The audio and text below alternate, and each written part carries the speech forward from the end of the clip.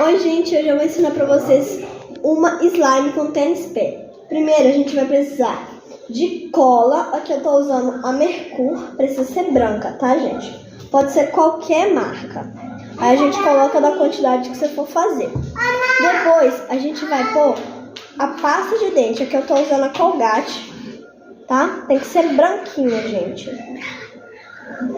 Aí depois, eu vou colocar uma coisa que é opcional. Aqui eu tô usando corante. Aquele lá de bolo, sabe? A gente coloca uma pitadinha.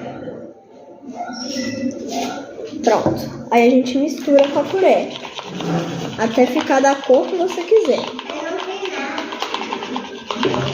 Assim. Aí depois, você vai pegar e vai colocar tênis pé. Tênis pé?